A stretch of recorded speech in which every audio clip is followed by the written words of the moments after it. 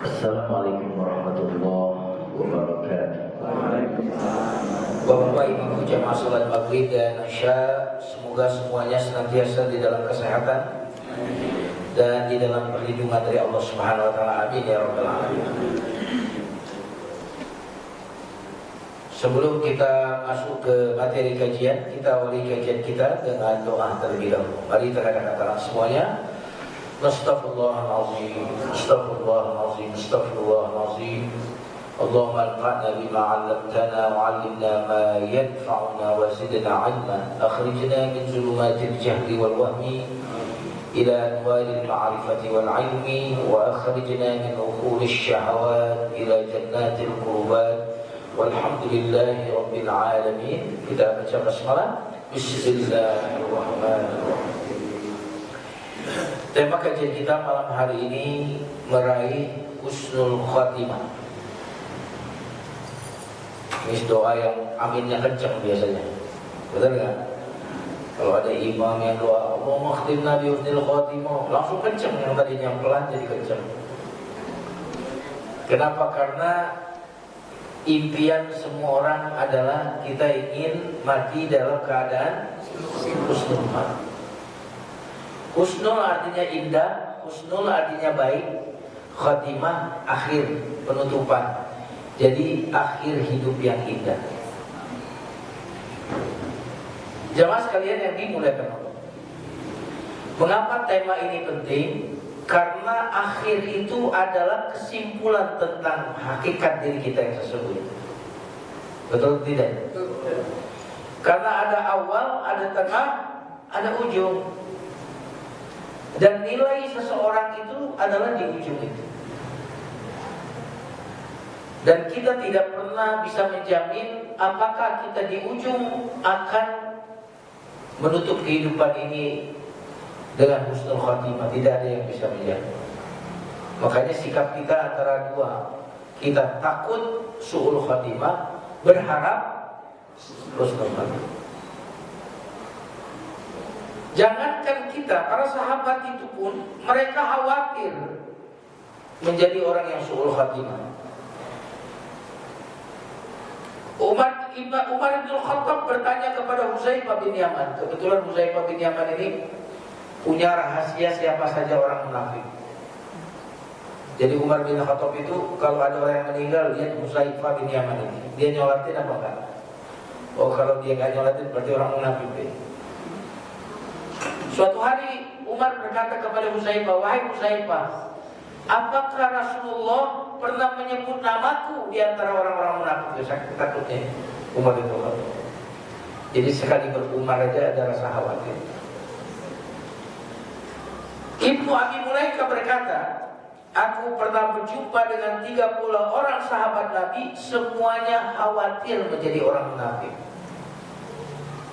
Jadi ada seseorang tabi'in ketemu dengan sahabat, 30 sahabat. Semuanya saya lihat khawatir semua kemunafikan. Bahkan Sufyan Ats-Tsauri berkata, aku khawatir dengan masa laluku, khawatir aku tercatat sebagai orang yang su'ul khatimah, gitu, catatan, karena masa lalu gak catatan. Dan aku khawatir masa depanku karena aku takut tercabut iman sebelum ajal menjemputku. Jadi ini khawatir. Dan tema ini tema penting. Jemaah sekalian yang dimuliakan Allah, dalam surat Yusuf ayat 101, Nabi Yusuf itu doanya minta husnul khatimah. Nabi Yusuf. Siapa di sini yang kalau doa nggak lupa minta husnul khatimah? Kata Nabi Yusuf doanya husnul khatimah. Nanti silakan baca surat Yusuf ayat 101. Kata Nabi Yusuf, tawaffani musliman, wafatkan aku dalam keadaan Islam. Itu doanya Nabi Yusuf di dalam Al-Quran. Nah ini silakan kalau mau doa husnul khatimah bisa pakai doa ini. Di ayat 101 surat 12 bisa diambil doa ini untuk doa husnul khatimah. Tawaffani musliman wa alhiqni bis shalihin. Kemudian orang-orang yang digelari dengan al-abrar mereka juga berdoa agar husnul khatimah. Surat Ali Imran ayat 193. Ini juga bisa dijadikan doa. Rabbana innana sami'na munadiyan yunadi lil imani an aminu bi rabbikum fa amanna. Rabbana faghfir lana dzunubana wa kaffir 'anna sayyi'atina, ujungnya wa tawaffana ma'al abrar. Ini juga doa husnul khatimah. Tukang sihir Fir'aun yang kemudian beriman, doa mereka pun wafat dalam keadaan Islam. Surat Al-A'raf ayat 126. Rabbana afrigh 'alaina sabra wa tawaffana muslimin. Ya Allah, berikan kepadaku kesabaran. Wa tawaffana muslimin, dan matikan kami dalam keadaan Islam. Ini di dalam Quran ternyata doa minta husnul khatimah itu ada. Tapi kalau minta panjang umur nggak ada dari Quran. Mana yang lebih sering, doa minta panjang umur atau doa husnul khatimah? Yang ada di Quran itu doanya adalah matikan dalam keadaan Islam, husnul khatimah. Di Quran pun tidak kita temukan doa minta rezeki. Coba cari di Quran doa minta rezeki. Gak ada. Kalau minta rahmat ada. Bukan berarti tidak boleh. Tapi kita diajari oleh Al-Quran kalau minta sesuatu yang berkualitas, kalau minta sesuatu yang besar, sesuatu yang agung. Nah, jamaah sekalian yang dimuliakan Allah Subhanahu wa taala, apa ciri orang yang husnul khatimah? Ya. Satu ciri saja kita ambil. Nanti kita akan lebih banyak mengeksplor gimana supaya husnul khatimah. Saya biasanya kalau ada ibu-ibu, saya biasanya kasih pertanyaan jebakan sebenarnya. Saya biasanya tanya kepada ibu, siapa yang mau dimadu? Pasti ibu marah tuh. Akhirnya pas dia marah, saya kasih, siapa yang mau diberi madu? Dan ini madu bukan dari siapapun, tapi dari Allah. Mau gak dikasih madu? Kalau di madu? Ini bahasa hadis loh, ini bukan bahasa saya, memang begitu. Ini madu yang betul-betul diberikan Allah kepada orang yang husnul khatimah. Ini berarti bukan madu yang bikin pecah piring itu, bukan. Ini madu ya. Nanti ada hadisnya bunyinya begini, Pak. Hadis riwayat Imam Ahmad. Idza aradallahu bi'abdin khairan asalahu. Asal ini artinya madu. Apabila Allah menginginkan untuk seorang hamba ini kebaikan, asalahu, maka Allah akan beri madu dia. Jadi benar-benar artinya madu. Lalu sahabat bertanya, ya Rasulullah, wa ma asaluhu? Apa yang dimaksud orang itu diberi madu? Nah, kalau perempuan dengar ini bisa salah paham. Kata Rasulullah SAW, yuwaffiquhu li'amalin salih thumma yaqbidhu alaihi. Orang yang diberi madu itu adalah orang yang diberikan kemudahan beramal soleh, berbuat baik, taat, sholat, ibadah. Ketika dia dimudahkan itu, lalu Allah cabut nyawanya. Inilah orang yang diberi madu. Kenapa? Karena Allah sejajarkan antara amal soleh dengan madu. Ini perumpamaan yang sangat indah. Berarti amal soleh itu seperti apa? Seperti madu. Dan madu itu makanan terbaik. Betul atau tidak? Bahkan katanya apa yang berhubungan dengan lebah itu sampai senapannya itu sendiri udah jadi obat. Liurnya jadi propolis. Makanya ada British propolis, apalagi itu. Ada macam-macam tuh propolis itu di seluruh dunia. Kenapa? Karena lebah. Dan amal soleh itu diperumpamakan dengan madu. Ini luar biasa. Dan berarti jamaah sekalian, ciri orang yang akan husnul khatimah itu adalah sebelum matinya dia itu beramal soleh. Makanya kok saya husnuzon ya kepada bapak-bapak yang hadir di sini, terutama yang sepuh-sepuh. Saya nggak sebut aki-aki ya, sepuh-sepuh. Sepuh itu kelihatannya itu kan ada wibawa gitu kan, sepuh gitu ya. Punya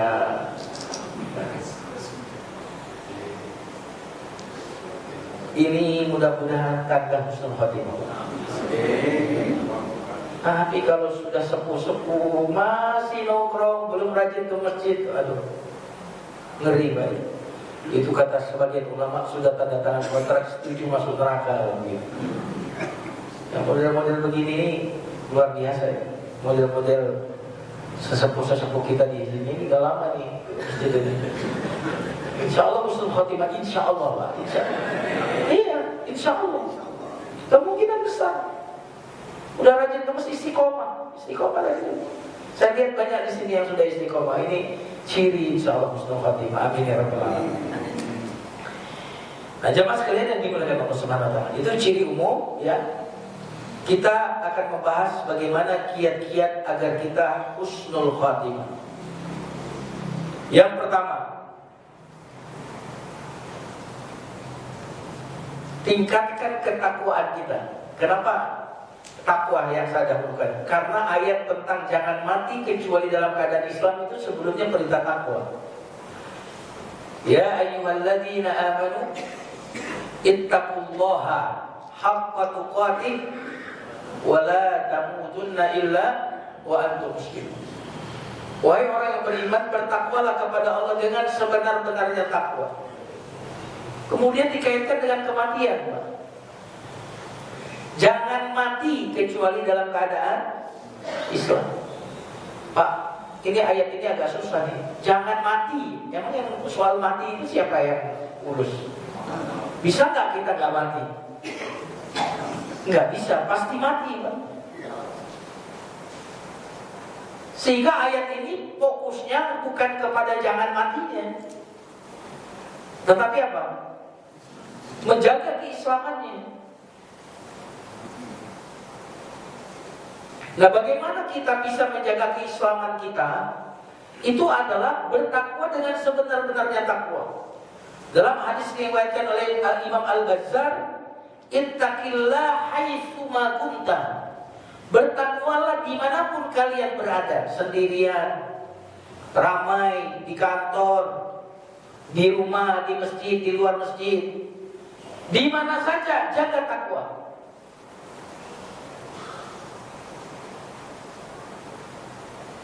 Nah, ini tips supaya kita bisa mati dalam keadaan husnul khatimah.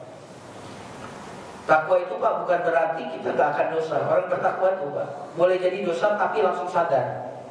Itu takwa. Bukan berarti kalau orang bertakwa itu gak pernah berdosa. Orang bertakwa itu mungkin berdosa, lalu setelah berdosa itu biasanya langsung cepat sadar, langsung istighfar, langsung tobat. Takwa. Alladzi nattaqau idza massahum ta'ifun minasyaitani tadzakkar. Orang yang bertakwa itu apabila digoda setan langsung ingat. Berarti orang bertakwa itu senantiasa di dalam ketaatan, senantiasa menghindari kemaksiatan. Itu yang bisa kita jaga. Nah, apa hubungan kematian ini dengan takwa, Pak? Nabi SAW bersabda dalam hadis riwayat Imam Bukhari, "Inna lil mauti lasakarat." Sungguhnya kematian itu ada sakarat, ada rasa sulitnya, berat. Kematian itu peristiwa yang berat, ya Mas kalian. Dalam keadaan sulit itu kita membutuhkan kemudahan, betul atau tidak? Makanya ingat, dalam kondisi sakarat itu setan akan mengeluarkan seluruh kemampuan dia habis-habisan waktu kita sakarat. Kenapa? Karena kesempatan terakhir. Kesempatan terakhir. Setan saja tahu, Pak, kalau akhir-akhir itu harus mengurahkan segenap kemampuan. Kenapa? Udah gak ada waktu lagi. Kita ini udah mau akhir aja belum mati-matian, Pak. Betul atau tidak? Setan tuh merasa, wah ini akhir, nggak ada kesempatan lagi nih saya nih. Makanya setan itu kalau orang mau meninggal biasanya dia akan merubah bentuknya menjadi kakeknya yang udah meninggal. Makanya banyak cerita kan kalau orang meninggal, itu kakekmu ngajak saya pergi, itu nenekmu. Dia disibukkan dengan pemandangan-pemandangan agar lalai dari Allah Subhanahu wa taala. Makanya sunnahnya kalau orang sedang sakaratul maut itu didampingi oleh orang terdekatnya, didampingi oleh orang-orang soleh agar senantiasa diingatkan, mengingat Allah. Kenapa? Ingatan sudah mulai lemah saat itu, betul nggak? Kesadaran sudah mulai lemah. Sementara yang akan terjadi, orang itu akan menumpahkan apa yang ada di dalam wadahnya, ya kan? Seperti gelas pecah, botol beli pecah, dia akan menumpahkan apa yang di dalamnya. Mengandalkan ingatan saat itu, apalagi cuma hafalan, itu susah sekali. Berarti itu harus ada di alam bawah sadar seseorang. Maka kita ingatkan dia dengan zikrullah, la ilaha illallah. Setan sedang memanfaatkan itu kesempatan terakhir.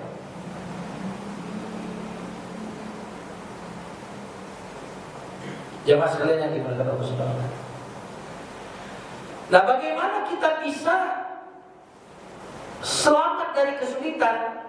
Takwa. Wa may yattaqillaha yaj'al lahu makhraja. Siapa yang bertakwa kepada Allah, Allah akan berikan dia jalan keluar dari kesulitan. Ini orang lebih sulit sekali. Makanya kalau kita terbiasa Pak takwa di masa lapang, nanti Pak waktu masa sulit ada masalah cepat jalan keluar. Siapa yang takwa, makanya tadi saya husnuzon, orang-orang yang saat ini sudah rajin Pak taat seperti ini nanti akan dimudahkan insya Allah kematiannya husnul khatimah. Karena Imam Ibnu Katsir ketika menafsirkan jangan mati kecuali dalam keadaan Islam, itu maksudnya apa kata beliau? Jagalah keislaman kalian saat sehat, saat muda, saat sejahtera, maka Allah akan jaga Islam kalian. Nanti saat sudah tua, saat sudah sakaratul maut akan dijaga. Kenapa? Ada kaidah begini, man 'asha 'ala syai'in mata 'alaihi. Siapa yang hidup di atas kebiasaan tertentu, dia akan mati di atas kebiasaan itu. Betul atau tidak? Orang kerjaannya kebanyakan mancing, mati waktu mancing. Nah itu iya kan, banyak kejadian kan. Orang yang kebiasaannya lebih banyak main bola kaki, mati waktu main bola kaki.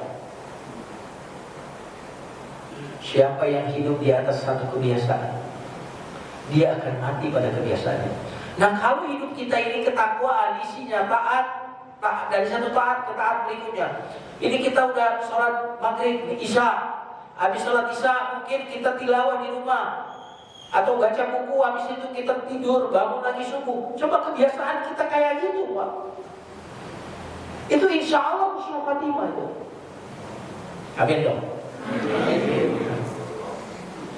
Makanya kabar gembira ini buat bapak-bapak yang udah hatinya terikat dengan masjid, hatinya itu sholat 5 waktu itu udah terikat dengan sholat 5 waktu.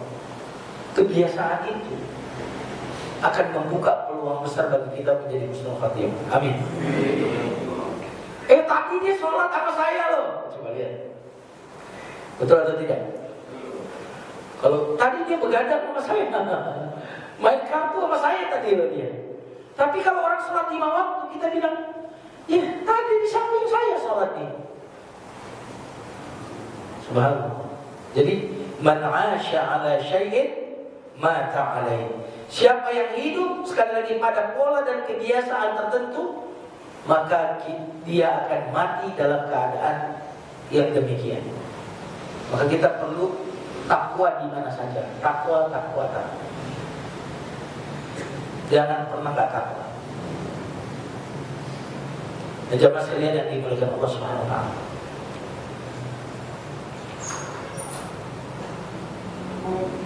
Waalaikumsalam. Nah ini hidup dengan kebiasaan tertentu. Makanya ini bukan memastikan ya, tapi kita husnuzon kepada orang-orang yang di hari-hari tuanya ini kok makin taat. Ini kemungkinan husnul khatimah. Saya mau tanya, dulu waktu muda udah kayak gini ya? Betul. Pak, luar biasa Pak. Allah tidak matikan kita di waktu muda waktu itu. Betul atau tidak? Coba kalau dimatikan waktu belum rajin ke masjid Pak. Luar biasa. Jadi gak semua orang bisa senang sama masjid di hari-hari tua. Ini anugerah besar. Anugerah besar. Nah, itu yang pertama. Jadi takwa. Takwa itu gampangnya apa? Gampangnya seperti orang yang berjalan di jalan yang banyak durinya. Apa yang akan dilakukan Pak? Kalau kita berjalan di jalan yang banyak durinya, maka orang yang bertakwa itu senantiasa dia hati-hati, proteksinya itu dari bahaya. Apalagi yang membahayakan agamanya tinggi sekali. Nah itu arti takwa secara bahasa. Secara umum, meninggalkan larangan, melakukan perintah. Itulah takwa. Kalau ada perintah Allah, pasti ada dia di situ. Ada nggak perintah tahajud? Ada, dia ada di tahajud. Ada nggak perintah puasa sunnah? Dia ada di puasa sunnah. Itu takwa. Kalau larangan Allah, nggak pernah ada dia di sana. Boleh nggak mendekati tempat-tempat zina? Nggak boleh. Dicari di situ dia nggak ada. Jadi dia tidak mati dalam semua perintah, tidak didapati dari larangan Allah. Itulah orang-orang yang pertama. Nah, kalau kita senantiasa seperti itu, insya Allah kita husnul khatimah. Mari kita masuk ke yang kedua. Jam berapa Isya hari ini? Lewat 6 ya? Ya masih ada. Yang kedua, mengingat kematian. Ini tema paling gak disukai orang ingat mati. Betul atau tidak? Padahal melupakan yang tidak melupakan kita. Bagaimana kita melupakan yang tidak melupakan kita? Bagaimana mungkin kita melupakan sesuatu yang mendatangi kita dan mengingat sesuatu yang meninggalkan kita? Kematian itu pasti gak? Kira-kira kalau kita ada peluang jadi direktur misalkan, butuh persiapan nggak Pak untuk jadi direktur? Padahal pasti jadi direktur nggak? Kita ada peluang kemungkinan jadi direktur saja, kita perlu menyiapkan diri. Ketika kita ditempatkan posisi itu sudah siap. Padahal jadi direktur itu kita belum tentu. Mati pasti kan? Mati itu bukan cuma pasti Pak, makin hari makin dekat. Saya ulangi.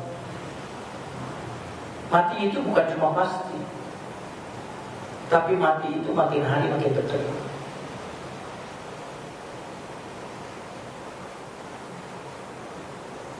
Maka kita perlu mengingat kematian. Apa yang kita dapat kalau kita mengingat kematian? Ada 3. Yang pertama Pak, segera taubat. Jadi kalau kita ingat mati, pasti segera. Karena ingat deadline Pak. Betul atau tidak? Yang menarik lagi, deadline-nya gak dikasih tahu Pak. Semakin gak dikasih tahu berarti sangat mungkin sejam lagi. Betul atau tidak? Sangat mungkin sekian menit lagi. Kenapa gak dikasih tahu? Sehingga kematian itu tidak dikasih tahu anugerah Pak. Coba kalau dikasih tahu, sebulan lagi meninggal, silakan. Tapi kalau tidak diberitahu, mungkin besok, mungkin 3 jam lagi. Maka mengingat kematian akan membuat kita segera bertobat, segera. Jadi orang-orang yang tidak bersegera itu lupa mati. Segera ke masjid berarti ingat mati. Segera tahajud itu ingat mati. Segera sedekah orang-orang yang ingat deadline, Pak, akan segera.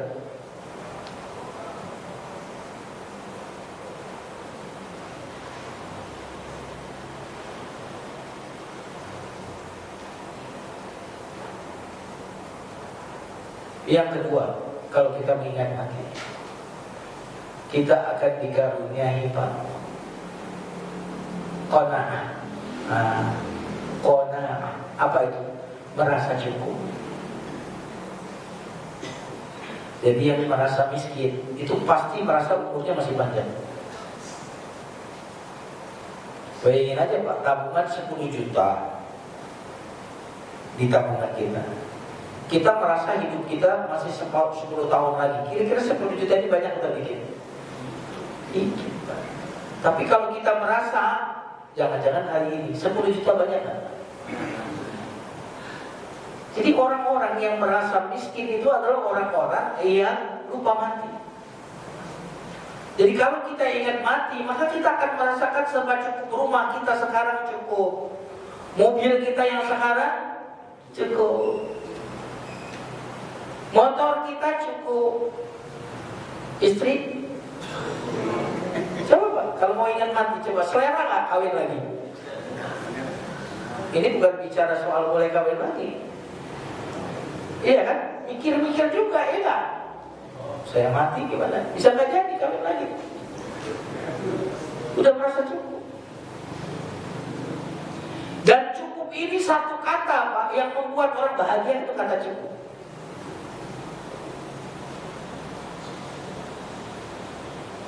Coba yang sekarang terlalu ambisi, begini, begitu, begini, ingin merasa cukup dan merasa kaya, ingat mati, udah.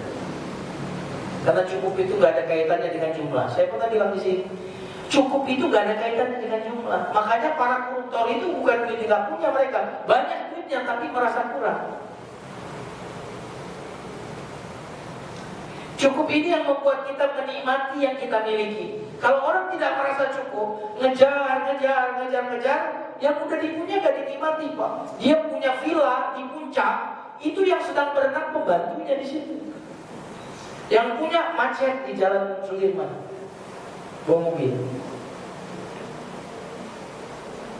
Jadi orang kalau ingat mati, yang pertama segera bertaubat, yang kedua qanaah, yang ketiga semangat beribadah. Ini semangat beribadah.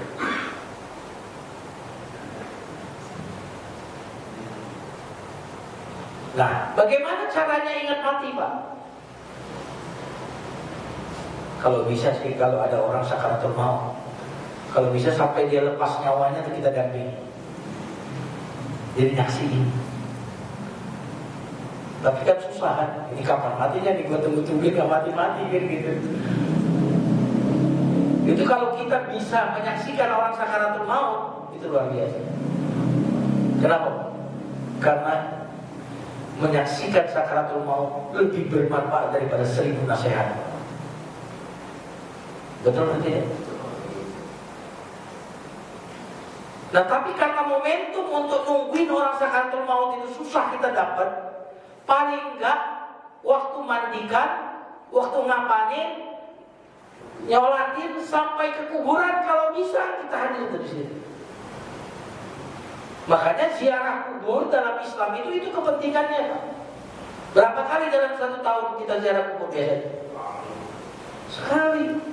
Itu pun biasanya di hari yang tidak tepat. Apa itu? Hari raya kok ziarah kubur, Pak? Hari raya itu ziarah kepada orang hidup, bukan kepada orang mati. Betul atau tidak? Hari raya itu hari bahagia atau hari sedih? Ya. Saya tidak berbicara itu haram ya, saya tidak mengharapkan itu. Ya mungkin sempatnya waktu itu. Tapi sebenarnya kalau hari raya itu yang kita kunjungi orang yang hidup. Makanya suruh pakaian bagus, ya kan? Pakaian baru, wajib makan, gak boleh puasa di hari itu. Dosa kalau puasa di hari itu. Nah, ziarah kubur ini apa kepentingannya, Pak? Kepentingan ziarah kubur ini, Pak, untuk mengingat mati, mengingat deadline kita, supaya kita bersemangat ibadah. Jadi yang belum rajin baca Quran itu lupa mati. Yang belum rajin puasa sunnah lupa mati. Yang belum rajin ke masjid itu lupa mati.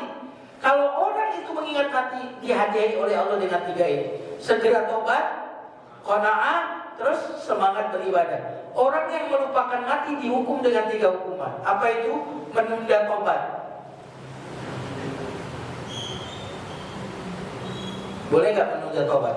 Boleh sebentar menunda tobat. Tapi bikin MOU dulu sama malaikat maut. Tunda kematian.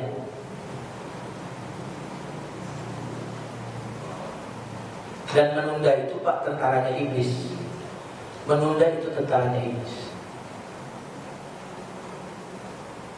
Yang kedua, orang yang melupakan mati akan kena penyakit rakus. Jadi kalau ada orang rakus, tomat, itu adalah orang yang lupa mati. Dan yang ketiga, orang yang lupa mati malas beribadah. Kalau nanti malam kalau udah setting alarm Pak, jam 3 saya setting alarm, pas bangun malas tuh, ingat mati, langsung bangun Pak. Itu pengalaman saya begitu. Jadi kalau kita setting alarm tahajud, pas bangun kan kadang-kadang malas datang kan. Gimana supaya ngilangin malas? Langsung ingat mati. Sebentar lagi saya mati ini, tahajud langsung. Sama kita udah program mau baca Quran Pak, ingat lagi mati, sebentar lagi saya mati, langsung baca Quran.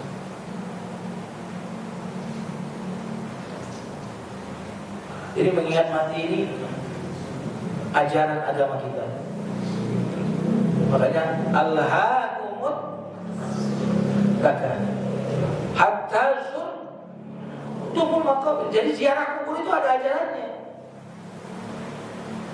Kalian akan lalai. Kapan berhenti lalai? Kalau kalian pergi ke kuburan.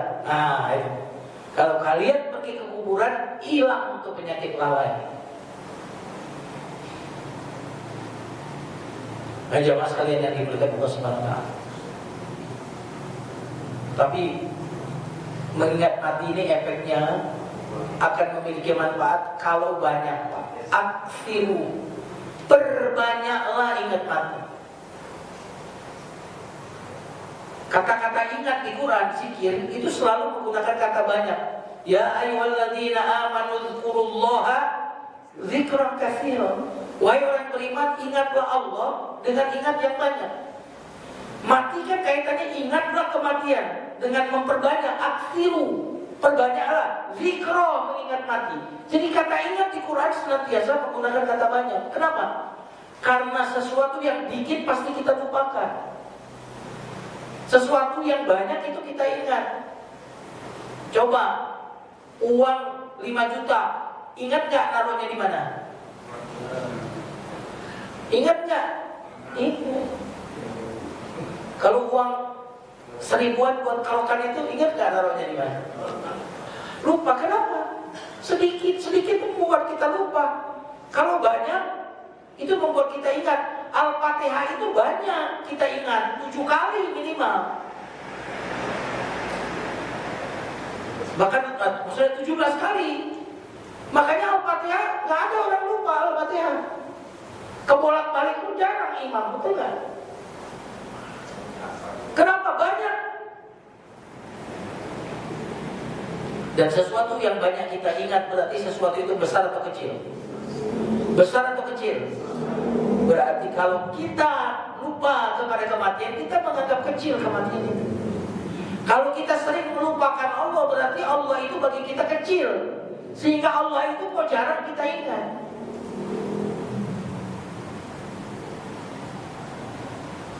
Quran jarang kita ingat, jarang kita baca, berarti Quran itu remeh.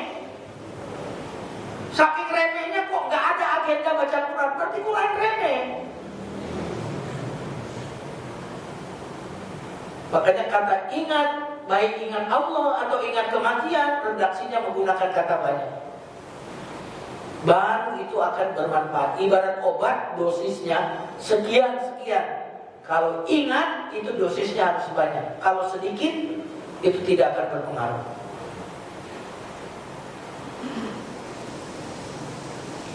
Nah, kematian ini kemarin kita dihebohkan oleh kematian salah seorang anak seorang gubernur. Pasti dia ke sana bukan ingin mati ya. Saya tidak pernah mendengar ada orang ingin mati di luar negeri kecuali di Mekah. Betul nggak? Jadi kalau orang mau pergi kemana, mau pergi ke Amerika, mau pergi ke Swiss, mau pergi ke Australia, doanya apa keluarga? Doanya nanti bisa kembali lagi dalam keadaan. Tapi kalau orang pergi ke Mekah, ada nggak yang minta doain saya biar mati di sana? Ada nggak? Kalau saya sering mendengar orang begitu, Ustaz doain ya. Saya mau apa lagi? Udah tua nih saya. Kalau saya bisa saya mati di sana, Ustaz. Satu-satunya orang yang minta mati di luar negeri itu cuma di Mekah.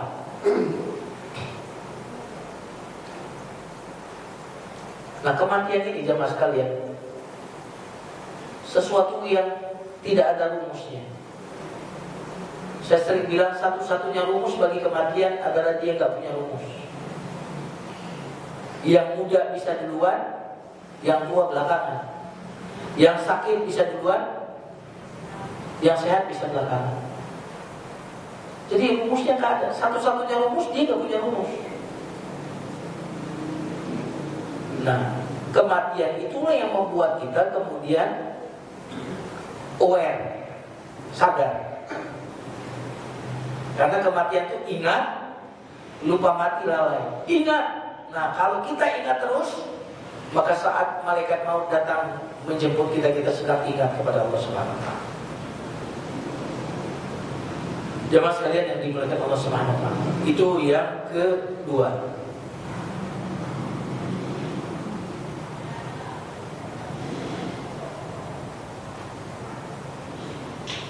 Yang ketiga,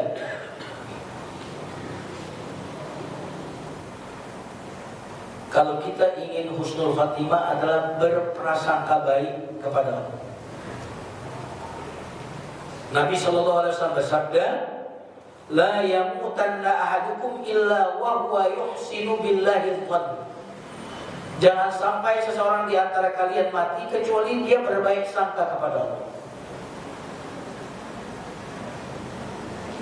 Makanya jamaah sekalian, kenapa kita itu penting untuk memberikan motivasi kepada orang yang sedang sakit atau sedang sakaratul maut. Biasanya di Indonesia ini, saya tidak mengatakan salah, baca Yasinnya kapan? Setelah orang mati ya. Dalam hadisnya itu iqra'u ala mautakum Yasin. Bacakanlah atas mautakum surat Yasin. Itu ada dua tafsirnya. Tapi orang Indonesia mayoritas mengambil orang udah mati baru dibacain Yasin. Sebagian tafsirnya, saya tidak menyalahkan ya, ini cuma membuka wawasannya. Sebagian ahli mengatakan bacaan surat Yasin itu orang sedang sakaratul maut.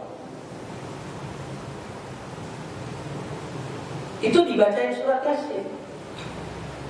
Dan saya pernah, waktu saya masih tinggal di rumah yang lama itu, waktu saya bawa mobil, ada yang nyetor saya, Ustaz, tolong.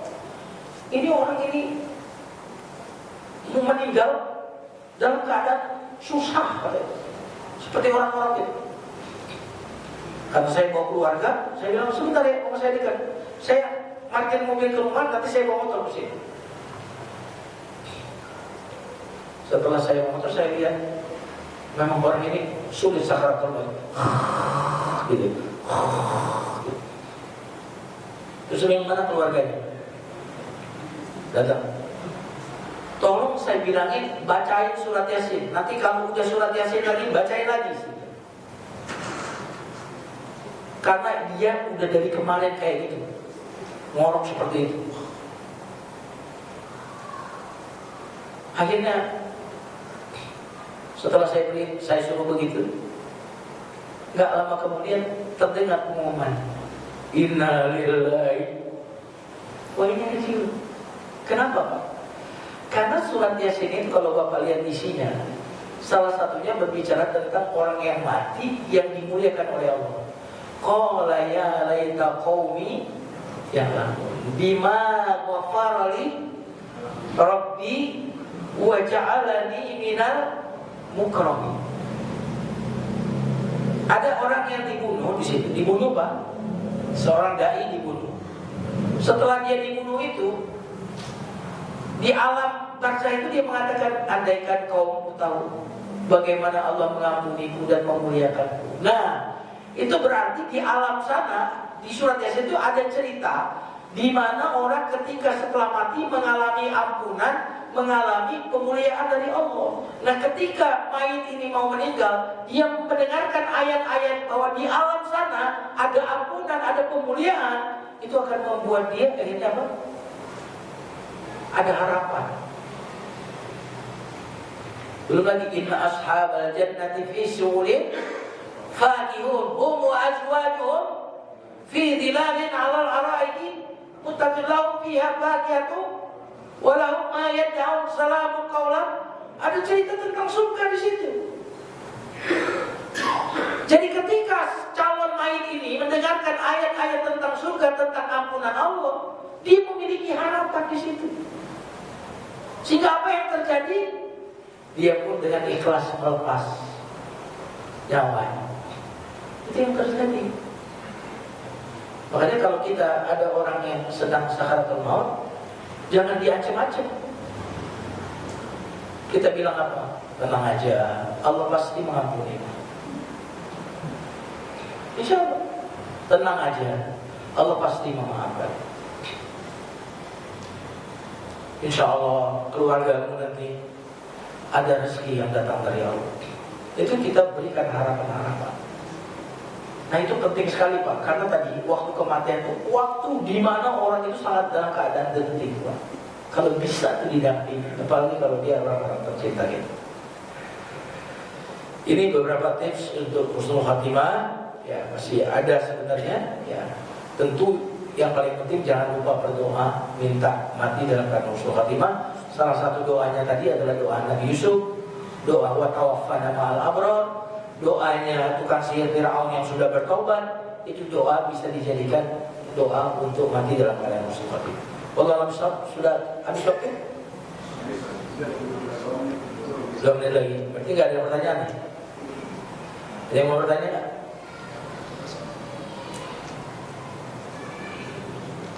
Oke, nggak ada ya.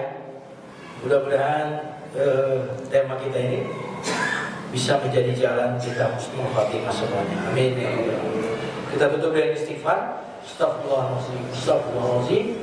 Subhanakallahumma bihamdika asyhadu an la ilaha illa anta astaghfiruka wa atubu ilaik. Walhamdulillahirabbil alamin. Assalamualaikum warahmatullahi wabarakatuh.